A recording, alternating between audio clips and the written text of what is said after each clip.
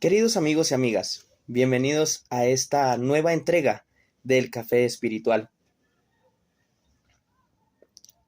Les invito a reflexionar un poco acerca de una realidad que pues creeríamos que tendría que ser fundante para nuestra experiencia de religiosidad, de espiritualidad. Recordemos que todos los seres humanos, absolutamente todos los seres humanos, tenemos cristianos o no cristianos, católicos o no católicos, lo que sea. Todos nosotros tenemos dentro de nuestro ser o en la conformación de nuestra integralidad una serie de dimensiones. Una de ellas, una de esas dimensiones humanas es la espiritual, es decir, esa capacidad que tenemos todos nosotros de trascendernos hacia lo que está más allá de nosotros mismos. Y no estoy hablando solamente del mundo, sino que estoy hablando de lo que está más allá de lo que nosotros físicamente podemos concebir. Entonces, las realidades espirituales, la capacidad de orar, la capacidad de comunicarnos con el absolutamente trascendente que dentro del contexto nuestro denominamos Dios. Esto lo tenemos todos los seres humanos. Y dentro de esa realidad, ya digamos enmarcándonos en el contexto cristiano, nosotros tenemos conciencia de que es Dios el que toma él mismo la iniciativa, porque nosotros, con nuestros sentidos, con nuestra mente, con las capacidades que él mismo nos ha dado, de acuerdo a nuestra fe, creemos que él mismo nos ha dado esas capacidades, pues nos queda imposible de manera absoluta tener contacto con él, tener contacto directo con él. Por eso, él lo que hace es traducirse, ¿sí? Si pudiéramos llamarlo de esa forma, traducirse. Es decir, hacerse a sí mismo visible, audible, comprensible a nuestro entendimiento, a nuestra razón, a nuestros sentidos. ¿Cómo se llama esto? Eso se llama revelación. Y este es el elemento fundante de lo que nosotros pudiéramos entender dentro del contexto cristiano en ese contacto con Dios.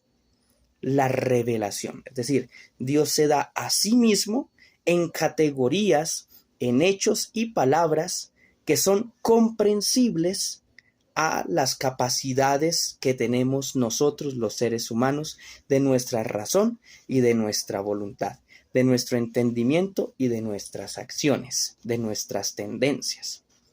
Y lo hace de tres formas. Aquí viene la reflexión. Lo hace de tres formas. Primera, cuando tú miras un paisaje hermoso, un atardecer, por ejemplo, cuando tú miras las montañas, cuando vas al mar y contemplas la grandeza del mar, del océano, cuando tú de pronto miras un documental y ves la hermosura de la variedad de especies y de su interrelación en los ecosistemas y en las realidades biológicas que hay, tú en ese momento dices, wow, Dios es maravilloso. Entonces encontramos a Dios revelado como huella en su creación. Ese es el primer elemento, en la creación. Segundo elemento, cuando dentro del contexto de la Biblia, el pueblo judío, el pueblo israelita, entiende que Dios los ha acompañado en el camino de liberación. Comprenden además que Él ha enviado una serie de personas según las diferentes necesidades del pueblo.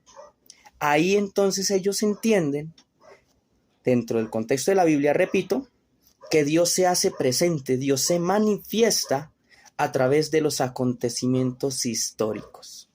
Revelación histórica, revelación de la creación, revelación histórica.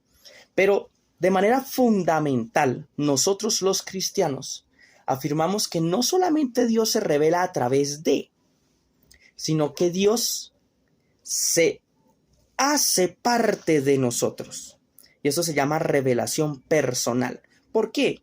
Porque Dios en la encarnación se abaja, se vuelve ser humano, o más bien asume la condición humana, y asumiendo la condición humana se hace uno de nosotros. Entonces ya no es solamente que un profeta como que nos dijo algo de lo que él intuyó que Dios quería que se hiciera. O ya no es solamente el hecho de que yo pueda de una forma un poco por encima comprender que Dios se hace presente en la naturaleza o en la creación, sino que es Él mismo el que asume nuestra condición humana y nos habla las palabras de Dios, la voluntad de Dios, como hombre, como ser humano. Y este es Jesucristo, quien asume todas estas realidades, quien dice de manera fundamental que lo importante no es tanta religiosidad ni tanto rezo, sino que es fundar en nosotros el reino de Dios con sus características. ¿Cuáles son las características del reino de Dios? La justicia, la paz, la felicidad, la fraternidad. Importantísimo. Y lo otro, decir, Dios, bueno, es poderoso, claro. Dios ha hecho las cosas, claro, eso es importante.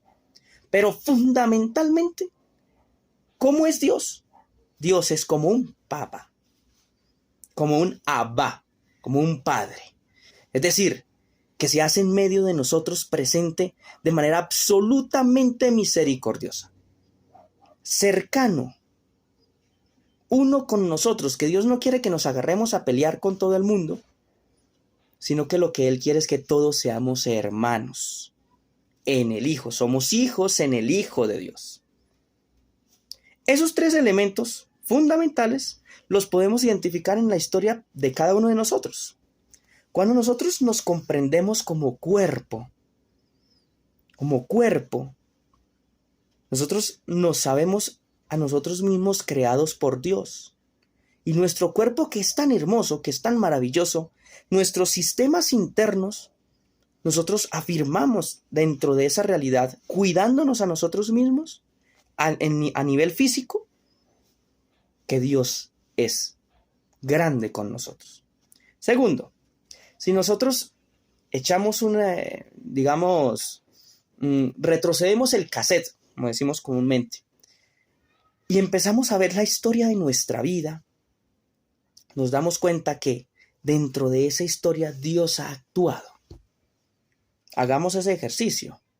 Dios se ha hecho presente. Tal vez nosotros no lo hemos comprendido completamente, pero Dios se hace presente. Dios está ahí. Y en tercer lugar, a través de las personas que hay a nuestro alrededor, nosotros también entendemos que Dios quiere que nosotros seamos mejores, que Dios quiere que todos nosotros no solamente lo identifiquemos a Él en las personas, sino que además podamos tomar las actitudes de misericordia y amor que Él tiene para con nosotros en esas personas, con los demás, con los que lo necesitan, incluso de manera radical. Y esto nos lo enseña Jesús de manera muy radical, incluso con quienes no nos hacen bien, con quienes consideraríamos, o de manera genérica, los enemigos. Ser también misericordiosos, buenos, desear el bien también para ellos. Estos tres elementos podrían ser los aportes más fundamentales que el cristianismo le puede dar al mundo. De pronto, dentro del contexto de la oración es un elemento importante y litúrgico, pero más fundamentalmente dentro de la realidad social, humana, vivencial y existencial de nuestra vida.